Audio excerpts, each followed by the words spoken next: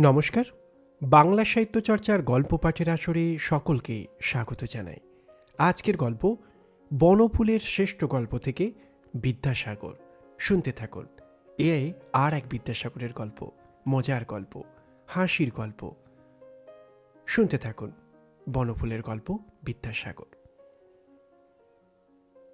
বিদায় লইবার প্রাক্কালে বিনীত নমস্কার করিয়া ভদ্রলোক বলিয়া গেল, ওই মোড়টায় ডিসপেন্সারি খুলেছি, মাস্টারমশাই দয়া করে যাবেন মাঝে মাঝে। আচ্ছা। স্মৃতিপটে কয়েকটি ছবি ভাসিয়া উঠিতেছে, পুরাতন ছবি। তখন টিউশনি করিতাম। উপর্যুপরি কয়েকবার বিএ ফেল করার তরুণী হোক, অথবা শ্রীমৎ স্বামী চিন্ময়ানন্দের সাক্ষাৎ লাভের ফলেই হোক, ধর্মে মতি হইয়াছিল। স্বামী চিন্ময়ানন্দের পদপ্রান্তে বসিয়া হিন্দু ধর্মের নিগুড় তত্ত্ব শ্রবণ করিতাম। বুঝিতাম, কর্মজগতে যাহাই হোক, ধর্মজগতে হিন্দুরা অপরাজেয়। দিনের পর দিন স্বামীজি যে সকল তথ্য ও তত্ত্বপূর্ণ বক্তৃতা আমাকে শোনাইতেন, সেগুলি এই গল্পের পক্ষে অবান্তর। যেটুকু প্রাসঙ্গিক তাহাই শুনুন। একদিন তিনি জন্মান্তর রহস্য প্রসঙ্গে সারগর্ভ আলোচনা করিতেছিলেন। এইরূপ কৌতূহলোদ্দীপক আলোচনা আমি শুনি নাই। সে এক আশ্চর্য ব্যাপার। অত্যন্ত আকৃষ্ট হইয়া পড়িলাম। স্বামীজির বক্তৃতা শেষ হইলে তাহাকে ধরিলাম। জন্মান্তর রহস্য উদ্ঘাটনের পন্থা বলিয়া দিতে হইবে। প্রথমটা তিনি আপত্তি করিলেন, ছাড়িলাম না। শেষে তাহাকে বলিতেই হইল। তাহার উপদেশানুসারে মুদ্রিত নেত্রে নানাবিধ যৌগিক প্রক্রিয়া শুরু করিয়া দিলাম। জন্মান্তর রহস্য উদ্ঘাটন করিতে হইবে। ছাত্রের পড়া লইতেছিলাম। সাধু শব্দের চতুর্থীর বহুবচনে কি হবে? বলিতে পারিল না। মুনি শব্দের দ্বিতীয়ার দ্বিবচনে কি হবে? পারিল না।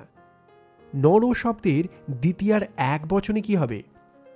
অনেকক্ষণ মাথা চুলকাইয়া একটা উত্তর দিল, ভুল উত্তর। ঠাস করিয়া একটা চড় মারিয়া উপক্রমণিকাখানা ছুঁড়িয়া ফেলিয়া দিলাম। এইরূপ প্রত্যহ। হঠাৎ বাসনা হইল, ছোকরা পূর্বজন্মে কি ছিল একবার দেখিলে হয়। আমার বিশ্বাস, হয় গাধা না হয় গরু ছিল। স্বামীজির প্রদর্শিত প্রক্রিয়া অনুসরণ করিয়া এই কৌতূহল নিবৃত্তি করা তো খুবই সহজ। সেদিন গভীর নিশীথে যোগাসনে উপবেশন করিয়া মুদ্রিত নেত্রে সম্মুখে রুদ্ধশ্বাসে আমার ছাত্রের পূর্বজন্মের মূর্তি নিরীক্ষণ করিয়া চমকাইয়া উঠিলাম। এ কি? এ যে বিদ্যাসাগর, প্রাতঃস্মরণীয় বিদ্যাসাগর। স্বয়ং উপক্রমণিকার জন্মান্তর রহস্যের ফেরে পড়িয়া নর শব্দের রূপ বলিতে পারিতেছেন না। আশ্চর্য ব্যাপার। স্তম্ভিত হইয়া গেলাম। পরদিনও ছাত্র শব্দরূপের এক বর্ণ নির্ভুলভাবে বলিতে পারিল না। কিন্তু তাহাকে আমার আর শাসন করিতে প্রবৃত্তি হইল না। ইচ্ছা হইল প্রণাম করি, অশ্রুজলে তাহার চরণ দুইখানি ধুইয়া দিই। বিদ্যাসাগরের এই দশা। যতদিন তাহাকে পড়াইতেছিলাম, শাসন করিতে পারি নাই, সম্ভ্রম করিয়া চলিতাম। ফলে সে 4th ক্লাস হইতে কিছুতেই প্রমোশন পাইল না। আমার চাকরিটি গেল। ভাগ্যক্রমে অন্যত্র একটা কেরানিগিরি জুটিয়া গেল। চলিয়া গেলাম। বছর 5 পরে আমার নূতন কর্মস্থলে বিদ্যাসাগরের সঙ্গে আবার দেখা হলো। সব কথা শুনিলাম। পড়াশোনা ছাড়িয়া দিয়া দিনকতক সে শখের থিয়েটারে মাতিয়াছিল। স্ত্রী চরিত্র নাকি উত্তম অভিনয় করিত, মেডেল পাইয়াছে। সম্প্রতি কিন্তু সে লাইফ ইন্স্যুরেন্সের এজেন্ট।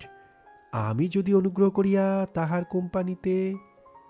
আমার চোখে জল আসিল।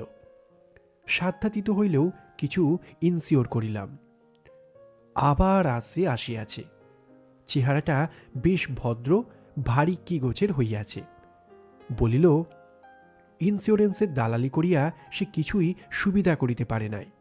সেই জন্য প্রাইভেট হোমিওপ্যাথি পড়িয়া সে ডাক্তার হইয়াছে। এবং এই শহরে প্র্যাকটিস করিবে মনস্থ করিয়াছে। আমি যেন তাহার পৃষ্ঠপোষকতা করি। যথাসাধ্য করিব, প্রতিশ্রুতি দিলাম। নিষ্প্রয়োজন বোধে 2টি খবর তাহাকে দিলাম না। খবর দুটি এই, স্বামী চিন্ময়ানন্দ চৌর্যপরাধে জেল খাটিতেছেন। আমি খ্রিস্টান হইয়াছি। বনফুলের গল্প, বিদ্যাসাগর। আমাদের গল্প পাঠ এখানেই সমাপ্ত। গল্প ভালো লাগলে চ্যানেলটির সঙ্গে থাকবেন। সকলকে ধন্যবাদ।